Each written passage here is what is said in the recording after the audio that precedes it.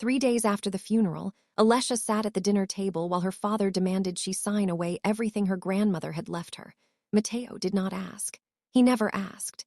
He pressed both palms flat on the table, leaned forward, and said the words like they were already decided. The $400,000 belonged to the family name. Alessia needed to sign the waiver. That night, before anything else was said or done. Lucia sat beside him, dabbing the corner of her eye with a folded napkin, performing a grief she had not earned. Alessia said nothing. She reached into the pocket of her cardigan, pulled out a small silver key, and slid it slowly across the table toward her father. Matteo stared at it. Then he looked up.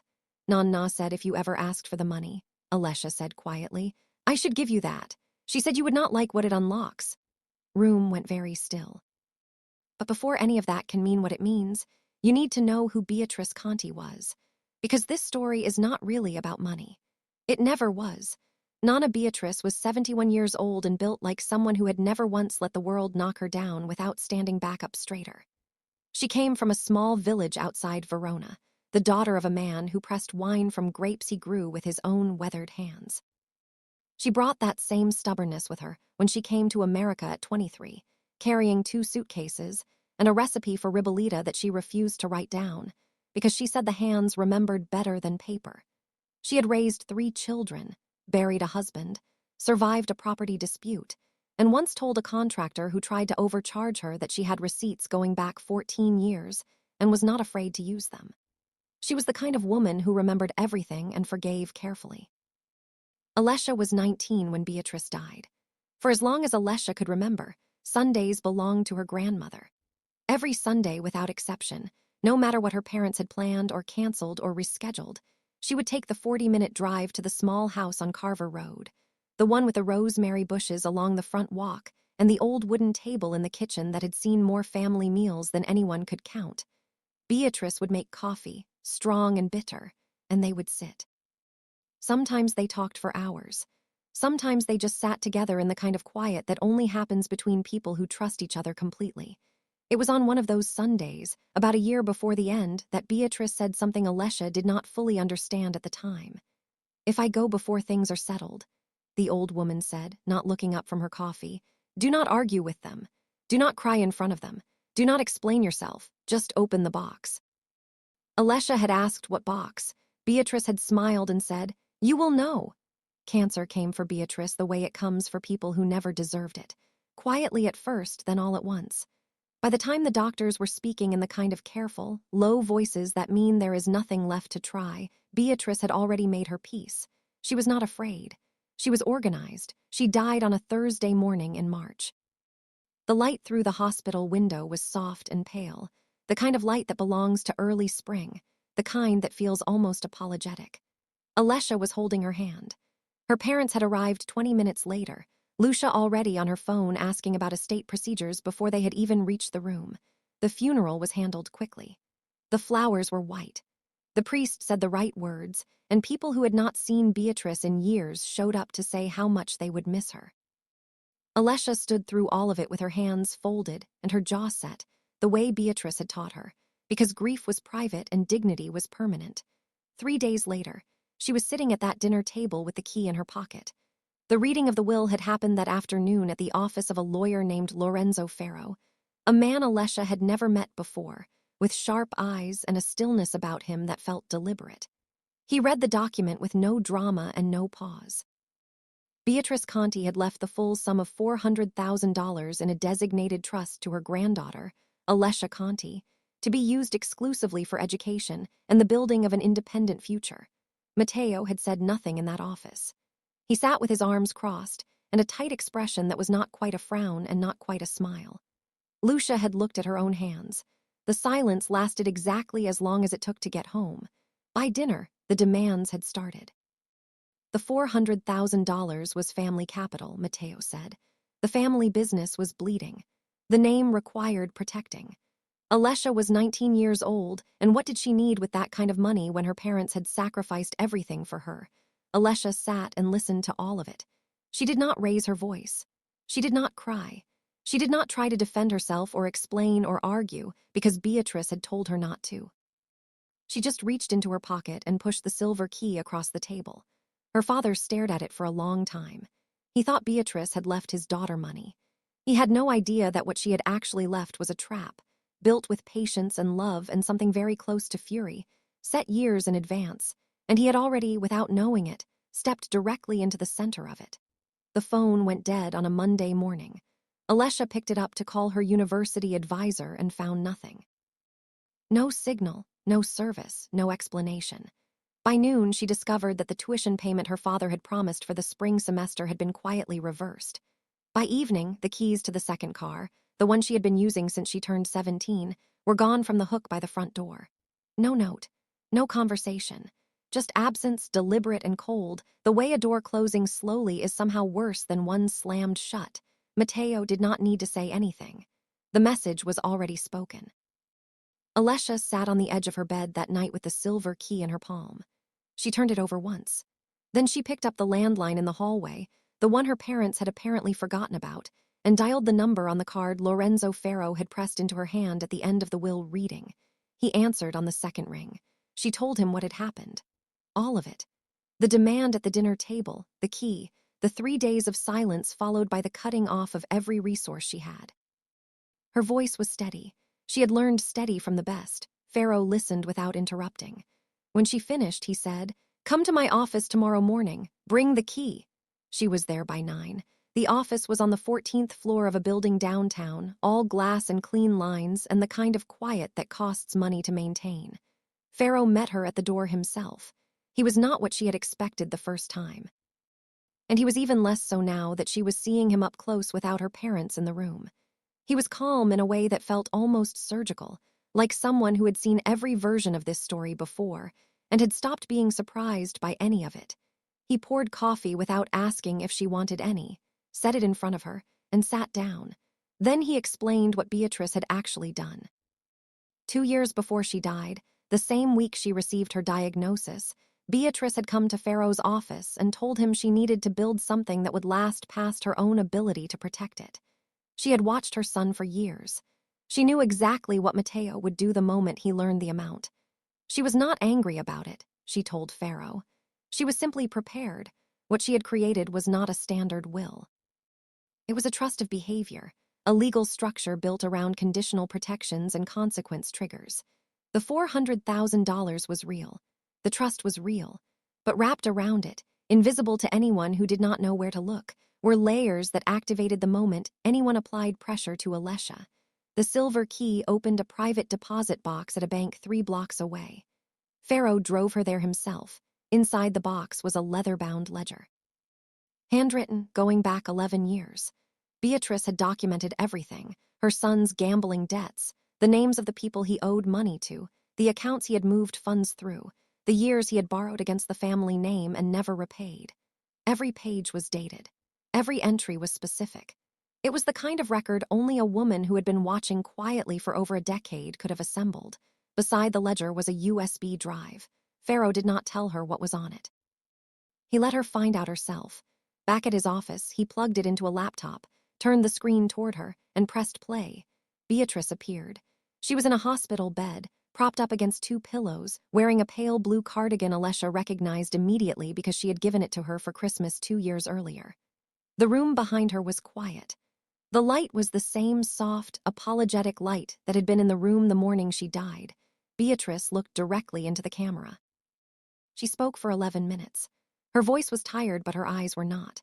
She addressed Mateo by name, not with cruelty, not with rage, but with the kind of flat, clear honesty that is somehow more devastating than either.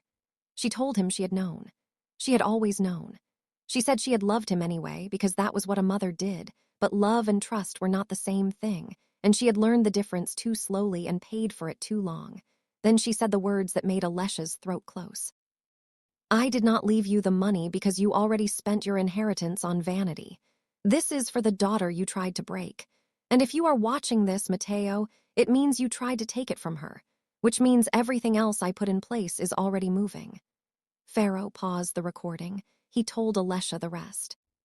The moment her parents had filed a legal challenge to contest the will, which they had done 2 days ago through a private attorney, they had unknowingly triggered the predatory clause embedded in the trust. That clause activated a forensic audit into all financial accounts connected to the Conti family estate, including the offshore ones. Alesha stared at him. Pharaoh allowed himself the smallest possible smile. Then the door to the conference room opened, and a woman walked in that Alesha had not seen since she was 12 years old. Tall, dark-haired, with Beatrice's same stillness in the way she carried herself. Zia Sophia, the aunt who had been cast out of the family years before Alesha was old enough to understand why, had apparently been funding the entire legal architecture of this trust from the beginning. Sophia looked at her niece for a long moment. "Your grandmother trusted me with this a long time ago," she said simply. "She wanted someone outside the house, someone they could not reach."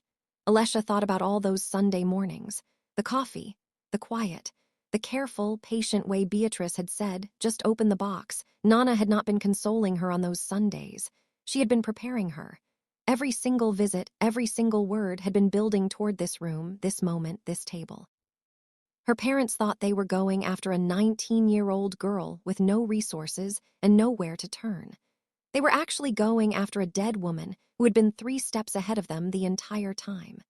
The meeting was scheduled for a Thursday morning, 10 days after Alesha had sat in Pharaoh's office and watched her grandmother speak from a hospital bed. Pharaoh had sent the formal notice himself.